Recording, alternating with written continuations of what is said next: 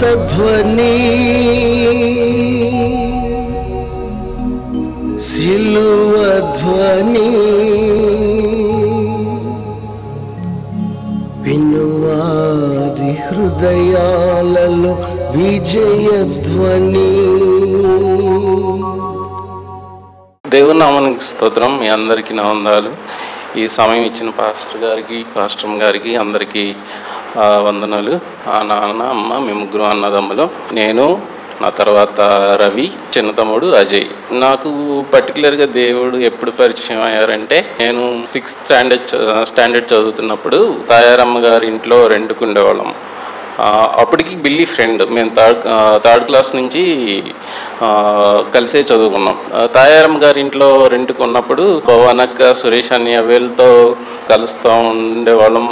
వాళ్ళు ఎలా అంటే తెల్లవారుజామున కుటుంబ ప్రార్థన చేసుకునేవాళ్ళు. ఏంటో తెలియదు, మేము కూడా వెళ్ళిపోయి ఆ కుటుంబ ప్రార్థనలో జాయిన్ అయిపోయి ఉండేవాళ్ళం. అలా పరిచయం అయ్యి తర్వాత బిల్లీ దేవుడి గురించి చెప్పి అలా చర్చికి రావటం స్లోగా అలా మాకు దేవుడు పరిచయం అయ్యారు. పరిచయం అయ్యి అలా చర్చికి వస్తూనే ఉన్నాయి ఇంకా అప్పటి నుంచి కంటిన్యూస్గా. కానీ రక్షణ పొందడానికి కొంచెం టైం తీసుకున్నా. అంటే దేవుడు తెలిసారు, దేవుడు అంటే ఏంటో తెలుసు, వాక్యం అంటే తెలుసు, ఎలా ఫాలో అవ్వాలి, దేవుడి ఆజ్ఞని ఎలా పాటించాలి అంతా తెలుసు. కానీ నిలబడగలనా లేదా అన్న ఇదిలో రక్షణ పొందడానికి, బాప్తిజం పొందడానికి కొంచెం లేట్ చేశాను. అలా 2013లో రక్షణ పొందాను. 2013లో రక్షణ పొందిన తర్వాత 2016లో మ్యారేజ్ అయింది. మ్యారేజ్ అప్పుడు కూడా కొన్ని ఇబ్బందులు ఎదురయ్యాయి. అన్నీ అధిగమించి మ్యారేజ్ అయ్యింది. మ్యారేజ్ అయిన ఒక సంవత్సరానికి పెద్ద పాప భవీన. సో భవీన పుట్టింది. సో భవీన పుట్టినప్పుడు స్వాతికి కొంచెం ఇబ్బంది అయిందనమాట. డెలివరీ విషయంలో కానీ కొంచెం హై బీపీ వచ్చేసి డెలివరీ టైంలో అలా కొంచెం ఎమర్జెన్సీలో పెట్టడం కూడా జరిగింది. 2-3 డేస్. పాప పుట్టిన తర్వాత కూడా ఒక 3 డేస్ పిల్లల ఐసీయూ ఉంటుంది కదా, దాంట్లో ఉంచారు. ఇంకా కంప్లీట్గా ఎదుగుదల లేదు, ఆ విధంగానే అలా ఉంచారు. సో అప్పుడు కూడా దేవుడు యాక్చువల్లీ చాలా తోడై ఎలాంటి రిస్క్ మదర్కి కానీ పాపకి కానీ ఎలాంటి రిస్క్ లేకుండా దేవుడు కాపాడి ఇద్దరిని ఏ ప్రాబ్లం లేకుండా డిశ్చార్జ్ అయ్యి ఇంటికి వచ్చాం అనమాట. అప్పుడు దేవుడు చాలా తోడై ఉన్నారు. తర్వాత ఒక 1 ఇయర్కి పాప ఫస్ట్ బర్త్డే బిఫోర్ అన్నమాట.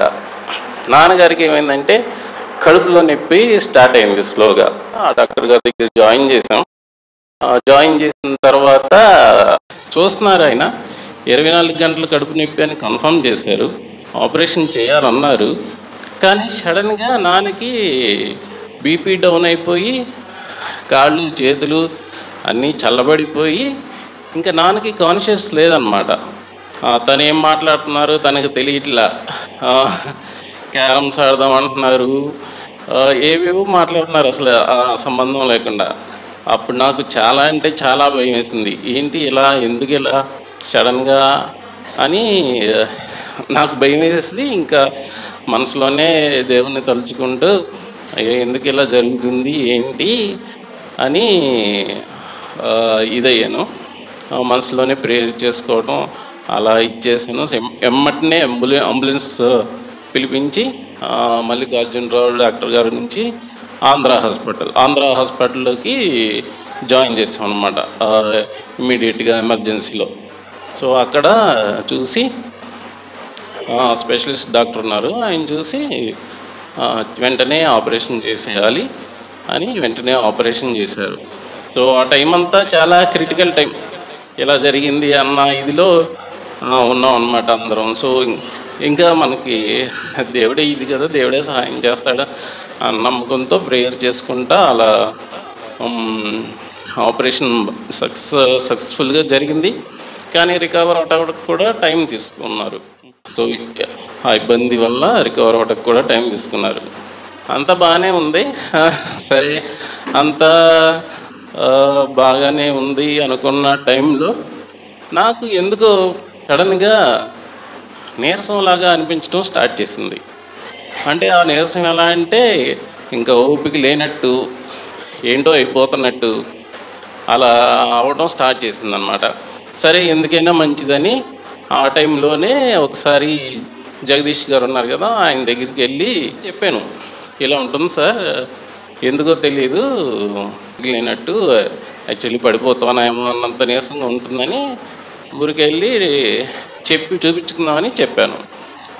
సారు బ్లడ్ టెస్ట్ రాశారు, అంటే షుగర్ది. అది బ్లడ్ టెస్ట్ రాస్తే వెళ్ళి చూపించుకుంటే షుగర్ ఉందన్నారు. షుగర్ ఉందని రిపోర్ట్ వచ్చింది.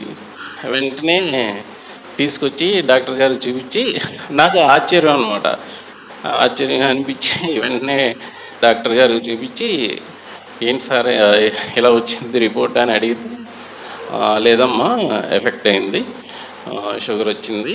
సో అంటే ఉండాల్సిన దానికన్నా చాలా ఎక్కువ ఉంది, అంటే ఇంకా మెడికేషన్లోకి వెళ్ళిపోవాలి నేను, సో ఇంకా మెడిసిన్ వాడాల్సిందే కంపల్సరీ అని చెప్పారు. సరే, రేపు ఇంకో టెస్ట్ చేద్దాం, తినక ముందు తిన్న తర్వాత, అంటే షుగర్ 2 టెస్టులు ఉంటాయి, తినక ముందు తిన్న తర్వాత వాల్యూస్ని బట్టి మెడిసిన్ రాస్తారనమాట. రేపు చేద్దాం అని చెప్పారు.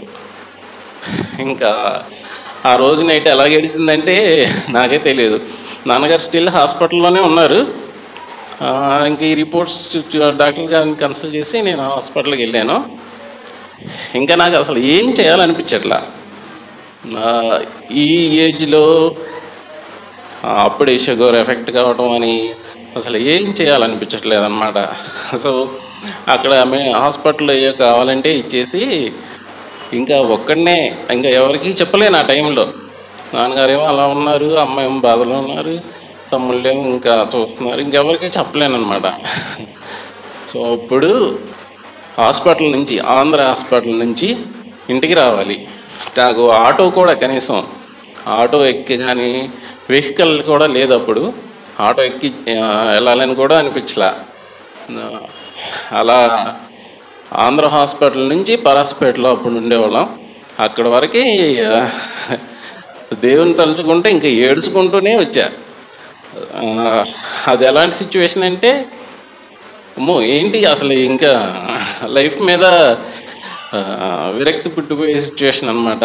ఎందుకు జరిగింది, ఏం తప్పు చేశాను అని అలా అక్కడి నుంచి ఇంటి వరకు అలా ఏడ్చుకుంటూనే వచ్చానమాట. ఇంట్లో కూడా ఎవరు లేరప్పుడు. ఇంటికి వచ్చేస్తే ఇంకా మోకరిల్లి ప్రార్థన చేసుకుంటా, ఎందుకే అప్పుడు ఇచ్చావు అయినా ఒక ఆడపిల్ల, భార్య, పేరెంట్స్, ఎలా లైఫ్ నేను ఎలా ముందుకెళ్ళాలి అన్న ఇదిలో చాలా చాలా అంటే చాలా ఏడ్చాను. నా లైఫ్లో నేను ఎప్పుడూ అలా ఏడవలేదన్నమాట. నువ్వే కాపాడి, ఇంకా అంతా మీ చిత్తం అని ప్రేయర్ చేసుకుని మళ్ళీ ధైర్యం తెచ్చుకుని, ఫ్రెండ్ కుమార్ ఉన్నాడు, ఇంకా అందరికీ తెలుసు, కుమార్కి ఫోన్ చేసి అప్పుడు తనతో షేర్ చేసుకుని ఇది పరిస్థితి అంటే కొంచెం ధైర్యం చెప్పాడు. నేను ప్రేయర్ చేసుకున్నా. సరే, ఇంక వచ్చింది, ఏం చేస్తాం, లైఫ్లో ముందుకు వెళ్ళాల్సిందే కదా అని ప్రేయర్ చేసుకుంటా, ధైర్యం తెచ్చుకుంటా అలా ఆ విషయం జరిగిందన్నమాట. సో ఇంకా అది ఓవర్కమ్ అయ్యాను, స్లోగా అలవాటు చేసుకున్నా. మెడిసిన్ తీసుకుని కంట్రోల్గా ఉండటం అలా. సో ఎంత మెడిసిన్ తీసుకున్నా, ఎంత కంట్రోల్లో ఉన్నా ఆ ఎఫెక్ట్ ఉంటుంది కదా. సో అది ఎప్పుడన్నా కొంచెం అలా చూపిస్తూ ఉంటుంది. కానీ ఓకే, దేవుడు సహాయం చేస్తున్నాడు. ఆరోగ్యరీత్యా అది వచ్చినా కూడా దేవుడు సహాయం చేయడం వల్ల బాగానే ఉండి ఓవర్కమ్ చేసి అలా ముందుకు వచ్చేసాను అన్నమాట. లైఫ్లో దాన్ని ఓవర్కమ్ చేసి, అంటే ఆ ఆలోచన ఓవర్కమ్ చేసి అలా వచ్చేసాను. అలా జరుగుతూ ఉండగా ఇంకా 2000 2019లో స్వాతికి మళ్ళీ సెకండ్ డెలివరీ కన్ఫర్మ్ అయింది. 2019 సెప్టెంబర్లో చిన్న పాప పుట్టిందనమాట. అప్పుడు స్వాతి చాలా స్ట్రగుల్ చేసింది. అప్పుడు కొన్ని తన సైడ్ కొన్ని ఫ్యామిలీ ఇష్యూస్ అండ్ అలాగే హాస్పిటల్లో తీసుకెళ్ళారు డెలివరీకి. అలాగే 3-4 అవర్స్ అలాగే ఉంచేశారు ఆపరేషన్ చేసి బిడ్డను బయట తీయడానికి. అంతగా బీపీ పెరిగిపోయి బ్లడ్ క్లాట్ కూడా జరిగిందంట లోన. తర్వాత తెలిసింది పాప సెకండ్ టైం కూడా పాప పుట్టారు. అప్పుడు చెప్పారు. నేను అక్కడ లేను, యాక్చువల్లీ ఆ స్పాట్లో నేను లేను, బందర్లో ఉన్నా. బందర్ నుంచి విజయవాడ వెళ్తున్నాను అనమాట. సో విజయవాడలో దారిలో ఉండగా నాకు తెలిసింది ఇలా పాప అని. అనుకున్నా. ఇంకా సెకండ్ టైం కూడా పాప. సరే, ఇంకా దేవుని చిత్తం ఏమైంది. నేను ఇంకా ఎక్కువ ఏమీ ఇబ్బంది ఫీల్ అవ్వలేదు ఆ విషయంలో. దేవుడు ఇచ్చారు, సో దేవుడే పెంచుతారు, దేవుడే పోషిస్తారు అన్న ఇదిలో అనుకోవడం జరిగింది. ప్రేయర్ చేసుకోవడం, ఇంకా వెళ్ళాను. పాపను కూడా, చిన్న పాపను కూడా చిల్డ్రన్ ఎమర్జెన్సీలో పెట్టారు. అంటే కొంచెం 1 month ఎర్లీగా పుట్టిందనమాట. సో తర్వాత ఇద్దరు స్లోగా రికవర్ అవటం. అప్పుడు స్వాతికి చిన్న ఆపరేషన్ కూడా చేయనన్నారు. సో క్రిటికల్గా జరిగింది డెలివరీ. సో ఇప్పుడు చెయ్యం, 1 year గ్యాప్ తీసుకున్న తర్వాత చేస్తామని చెప్పారు. సో దేవుడు అక్కడ కూడా స్వాతిని పాపని కాపాడి సుఖంగా ఉంచారు. సో అందుని బట్టి దేవునికి స్తోత్రం. అది 2019లో జరిగింది. సో ఆ టైంలోనే సెప్టెంబర్లో పాప పుట్టింది. ఇంకా డిసెంబర్లో ఏం జరిగిందంటే, నేను యాక్సెంచర్లో చేశాను ఆ టైంలో. సో యాక్సెంచర్లో కంటిన్యూస్గా 8 years చేశాను. నన్ను పెర్ఫార్మెన్స్ రివ్యూలో పెట్టారనమాట. అంటే నీ పెర్ఫార్మెన్స్ సరిగ్గా లేదు, సో నువ్వు ఇంకా పెర్ఫార్మెన్స్ చేయాలి, ఇంకా పెర్ఫార్మెన్స్ నీది ఇంప్రూవ్ అవ్వాలి అన్న ఇదిలో పెట్టేశారు.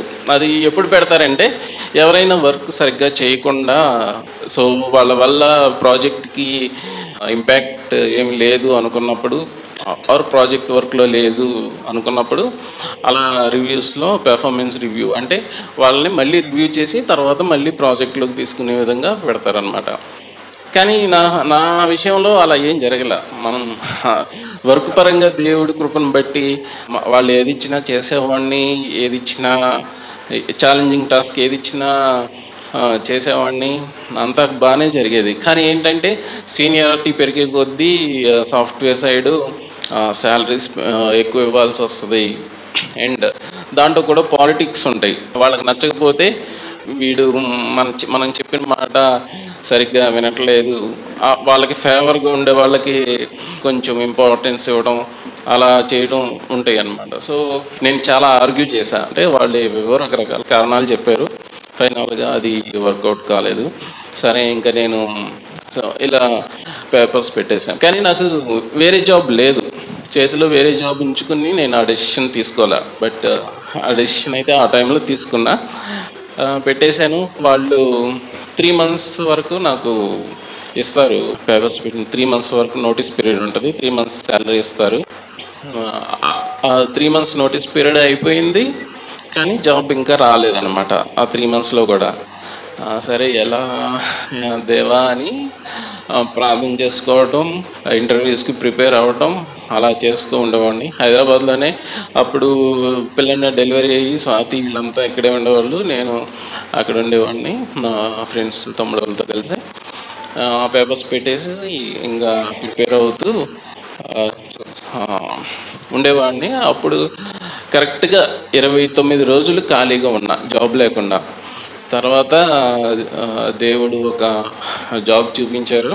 అది కాంట్రాక్ట్ పొజిషనే, బట్ అప్పుడు నేనున్న సిచ్యువేషన్లో నాకు అది అవసరం అనమాట. సో 1 month శాలరీ లేకపోతే ఏముంది, ఇంకా మనకి వెనకాల బ్యాక్ సపోర్ట్ ఏం లేదు మనకి. అంటే ఇంకా ఏదన్నా అంటే ఆస్తులు అలాంటివి కూడా ఏమీ లేవు, మనం కష్టపడి సంపాదించాల్సిందే అన్న ఇది ఆ టైంలో. సో 1 month శాలరీ లేకపోతే పిల్లలు, ఇంకా నేను సిచ్యువేషన్లో ఉన్నప్పుడు దేవుడు వేరే జాబ్ పిలిపించారు. కాగ్నిజెంట్లో కాంట్రాక్ట్ పొజిషన్లో జాబ్ వచ్చింది. సో సరే, కాంట్రాక్ట్ పొజిషన్ అయితే ఏముంది, చేద్దాం. ఎందుకంటే నేను యాక్సెంచర్లో చేసినప్పుడు కూడా కాంట్రాక్ట్ నుంచి పర్మనెంట్ ఎంప్లాయీ అయ్యా. సో ఏదైతే ఉంది చేద్దామని ఇంకా జాయిన్ అయిపోయాను అనమాట. ఆ టైంలోనే కరెక్ట్గా 2020 మార్చిలో అనుకుంటా కోవిడ్ లాక్డౌన్ అని ఇంకా లాక్డౌన్ పెట్టేశారు. సో ఇంకా మేమేమో హైదరాబాద్లో స్టక్ అయిపోయాం. మా పిల్లలు వైఫ్ ఏమో ఇక్కడ ఉండిపోయారు. అక్కడి నుంచి వర్క్ ఫ్రమ్ హోమ్ ఇచ్చేసారు మాకు. మేము వర్క్ ఫ్రమ్ హోమ్ చేసుకుంటూనే ఉన్నాం. అలా అక్కడ కోవిడ్ టైంలో కూడా దేవుడు ఎంతో కాపాడాడు. ఎలాంటి ఎఫెక్ట్ ఇష్యూస్ లేకుండా కోవిడ్ రిలేటెడ్ అక్కడ ఉండి చేసుకున్నాం. తర్వాత ఇక్కడికి వచ్చేసాం. ఇక్కడికి వచ్చేసిన తర్వాత వర్క్ ఫ్రమ్ హోమ్ చేస్తూనే వేరే కంపెనీకి ట్రై చేద్దామని, అంటే పర్మనెంట్ ఆపర్చునిటీ ఏమన్నా వస్తుందేమో అని పర్మనెంట్ ఆపర్చునిటీకి ట్రై చేస్తూ ఉన్నప్పుడు దేవుడు కృప చూపించి 2021 జాన్ 11న బెంగళూరులో ఒక ఎస్కేఎఫ్ ఇండియా లిమిటెడ్ అని ఒక కంపెనీలో జాబ్లో జాయిన్ అయ్యాను. వేరే కంపెనీకి చేంజ్ అయ్యాను. ఎగ్జాక్ట్గా 2 years చేశాను అక్కడ. వర్క్ నేర్చుకోవడం, ప్రాజెక్ట్స్ చేయడం, సో డిపెండెన్సీ పెంచుకోవడం అంతా స్మూత్గా రన్ అవుతుంది.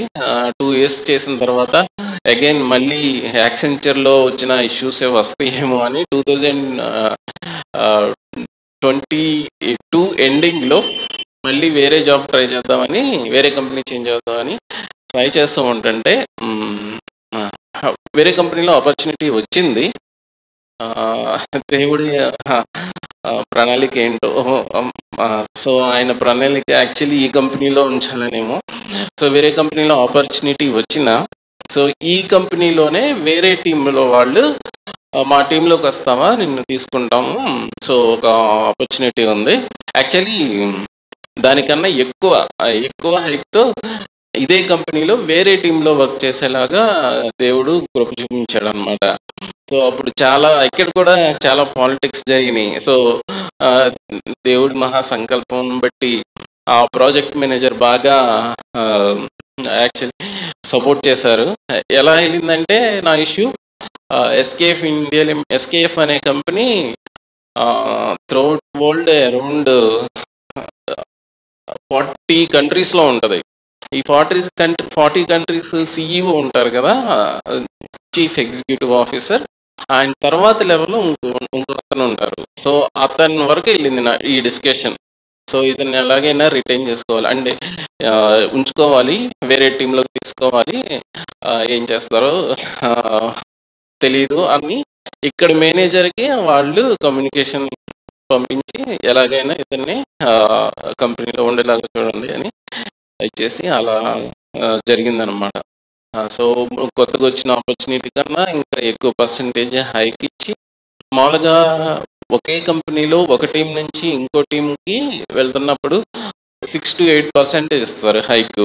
అలాంటిది దేవుడు అరౌండ్ 40 to 45% హైక్ ఇప్పించి నాకు అదే కంపెనీలో వేరే టీంలో వర్క్ చేసే విధంగా ఆపర్చునిటీ ఇచ్చారు. సో ఆ విధంగా కూడా దేవుడు చాలా హెల్ప్ చేశారు. బిజినెస్ నేర్చుకోవడం కానీ, దానికి తగ్గట్టు వర్క్ చేయడం కానీ, ఏ టైంలో ఎలా రెస్పాండ్ అవ్వాలి, ఎవరెవరితో కమ్యూనికేషన్లో ఉండాలి. యాక్చువల్లీ చిన్నప్పటి నుంచి నేను చదువుకున్నది తెలుగు మీడియం. ఇంగ్లీష్ అంతా టెక్నికల్ సైడ్ అయితే మేనేజ్ చేయొచ్చు కొంతవరకు, ఏమన్నా మాట్లాడి technical words. But business side అంటే కంప్లీట్గా మంచి కమ్యూనికేషన్ ఉండాలి, ఇంగ్లీష్లోనే మాట్లాడాలి, అండ్ అది కూడా పర్ఫెక్ట్ ఇంగ్లీష్ అయి ఉండాలన్నమాట. సో బిజినెస్ సైడ్, సో అలాంటి వాటిలో కూడా దేవుడు చాలా కృప చూపించాడు. 2021లో జాయిన్ అయ్యాను వేరే టీంలోకి. 2022 సెప్టెంబర్లో మారాను. కొత్త టీంలోకి మారిన తర్వాత దేవుడు ఇంకా మహా గొప్ప కార్యాలు చేశారు. యాక్చువల్లీ ఎలా అంటే 2023 నా వాగ్దానం ఏంటంటే దీవెనకరమైన వర్షంలు కురిపింతును అని నాకు వాగ్దానం వచ్చింది. ఆ వాగ్దానాన్ని యాక్చువల్లీ 2023లో దేవుడు నెరవేర్చారనమాట. సో చాలా దీవెనలు అనమాట. ఎలా అంటే నాకు జాబ్ జాయిన్ అయినప్పటి నుంచి ఆశ ఉండేది, ఒక్కసారైనా వేరే కంట్రీ వెళ్ళి రావాలి, జస్ట్ అలా ఒక 1 వీక్ అయినా వెళ్ళి రావాలి, చూడాలి అని ఆశ ఉండేది. సో దేవుడు ఆ అవకాశం నాకు 2023లో ఇచ్చారు. ఒక 2 వీక్స్ అది కూడా నా కోసం ఒక మేనేజర్ అక్కడ నుంచి సపోర్ట్ చేశారన్నారు కదా, సో ఆయన కూడా హెల్ప్ చేశారనమాట. సో 2023 మేలో నేను స్వీడన్ వెళ్ళడం జరిగింది. 2 వీక్స్ కోసం వెళ్ళే ముందు కూడా పాస్టర్ గారితో ప్రేయర్ చేయించుకున్నాను. ఆ 2 వీక్స్ ప్రయాణం కూడా సాఫీగా జరిగించి మళ్ళీ తిరిగి ఒక్కడనే వెళ్ళా. సో జనరల్గా ఆఫీస్ నుంచి వెళ్ళేటప్పుడు టీమ్స్కి వెళ్తారు, కానీ నా టీంలో నేను ఒక్కడనే ఇక్కడ నుంచి చేస్తాను, ఇండియా నుంచి. ఇంకో అతను స్వీడన్, మా మేనేజర్ వచ్చి లోటన్లో ఉంటారు, లండన్. సో మేము ముగ్గురం ఒక టీం. సో అందరం వెళ్ళి స్వీడన్లో కలుసుకుని ఆ 2 వీక్స్ కూడా ప్రాజెక్ట్ గురించి డిస్కస్ చేసి తిరిగి రావడానికి దేవుడు ఎంతో మేలు చేశారు ఆ విషయంలో. వచ్చిన తర్వాత June 18th 2023 June 18th actually నా ఫైనాన్షియల్ స్టేటస్ కానీ నా స్థితిని కానీ తీసుకుంటే నేను కారు కొనుక్కుంటా అన్న ఇదిలో లేను, ఆ స్థితి కాదు నాది. కానీ దేవుడు మహాదయని బట్టి ఆ ప్రాజెక్ట్ ఆ కంపెనీలో వేరే టీంకి మూవ్ అవటం వల్ల, కొంచెం శాలరీ పెరగటం వల్ల కంపెనీ నుంచే దేవుడు ఆ విధంగా కృప చూపారు. కంపెనీని సపోర్ట్ చేసి, అంటే కంపెనీ వాళ్ళే తీసుకుంటారు వాళ్ళ పేరు మీద, కానీ అది మనం యూజ్ చేసుకుంటాం అనమాట. అలా కారు తీసుకోవడానికి దేవుడు కృప చూపాడు. సో అప్పుడు కూడా పాస్టర్ గారుతో ప్రేయర్ చేపించి కారు తీసుకోవడం జరిగింది. 2023 అది జూన్లో జరిగింది. మళ్ళీ 2023 చివరికి వచ్చేసరికి డిసెంబర్లో బెంగళూరులోనే ఇంకా ఉంటున్నాం బెంగళూరులో. సో వేరే టీంలో మారిపోయాను. సో ఇక్కడే ఉండాల్సి వస్తుందేమో ఇంకో 2 years. రెంట్ అయితే ఇంకా చాలా పెరిగిపోతుంది. సరే ఏం చేద్దామా అని ఇదిలో ఉండగా, సరే ఒక ఫ్లాట్ తీసుకుందామని ఒక రీసేల్ ప్రాపర్టీస్, అంటే కొత్తది తీసుకునే అంత స్తోమత మనకి లేదు, కానీ రీసేల్ ప్రాపర్టీస్ ఏమన్నా చూద్దామా అని చూడటం స్టార్ట్ చేశాను. అలా స్టార్ట్ చేసి ఒకటి కొంచెం నచ్చింది, పాస్టర్ గారికి చెప్పాను. ఇది డిసెంబర్లో తీసుకోవడం జరిగింది, 2023 డిసెంబర్లో. సో ఇలా ఎన్నో యాక్చువల్లీ అద్భుత కార్యాలు నా పట్ల దేవుడు జరిపించారు.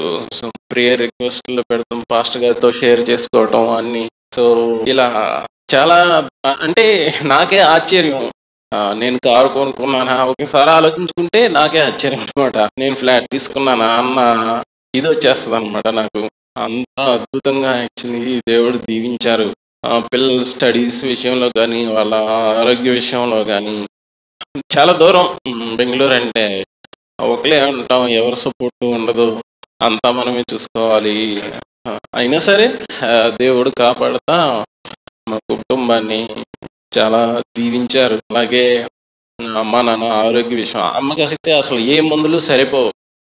మందు ఏమన్నా మెడిసిన్ తీసుకుంటే అలర్జీ లాగా వచ్చేసి ఒళ్ళంతా దద్దుర్లు అలా వచ్చేస్తుంది అనమాట. కానీ అంత అవసరం రాకుండా చిన్న వాటితో తగ్గిపోయే విధంగా ఆయన ఎంతో కృప చూపిస్తున్నారు.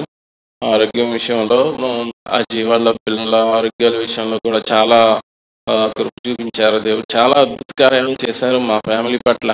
పెద్ద తమ్ముడు రవి విషయంలో కూడా ఈ మధ్య రీసెంట్గా ఒక కాంట్రాక్ట్ జాబ్ వచ్చింది. సో దానికి వెళ్తున్నారు. దాన్ని బట్టి దేవునికి స్తోత్రం. ఇన్ని అద్భుత కార్యాలు చేసిన దేవునికి ఏమిచ్చి మనం తీర్చుకోగలం. సో అందువల్ల చేసిన మేలుని బట్టి, అద్భుత కార్యాలను బట్టి, ఆరోగ్యంలో దేవుడి సహాయాన్ని బట్టి, సో దీన్ని బట్టి కూడా ఏర్పాటు చేయడం జరిగింది. ఎప్పుడో చేయాల్సింది నేనే డిలే చేస్తా వస్తున్నా, ఇప్పుడు వచ్చిన కుదరట్లా. కానీ ఈసారి ఎలాగైనా ఈ కూడికి పెట్టుకుని వెళ్ళాలని నిశ్చయించి ఈ కూటమి ఏర్పాటు చేయడం జరిగింది. సో ఇన్ని మహాకార్యాలు చేసిన దేవుడికి ఏమిచ్చి రుణం తీర్చుకోలేను. సో ఈ చిన్న సాక్ష్యం దేవుడు దీవించును గాక. ఈ అవకాశం ఇచ్చిన మాస్టర్ గారికి నా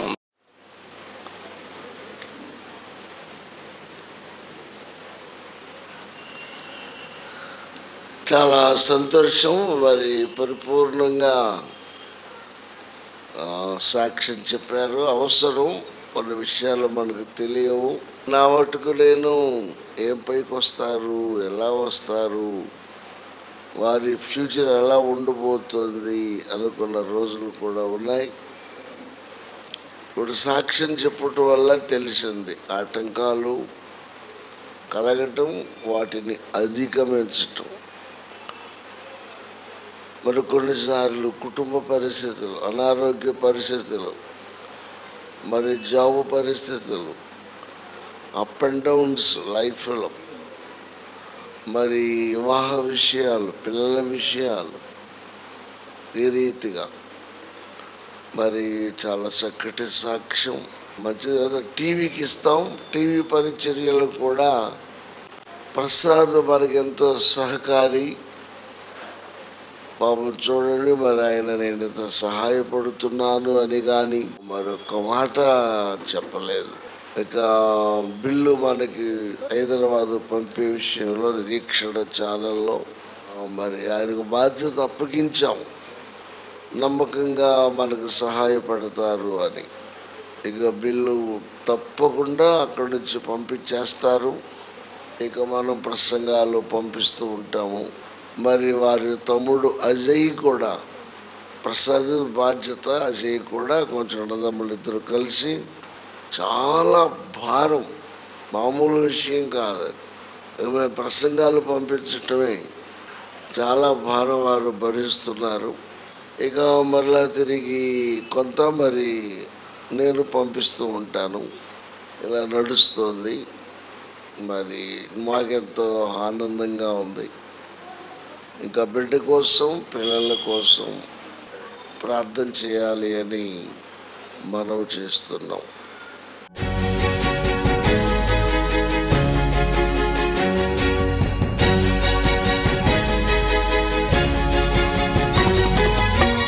యేసుని మాటలు వినగా వినగా మనసుకు శాంతి, ఆత్మకు రక్షణ.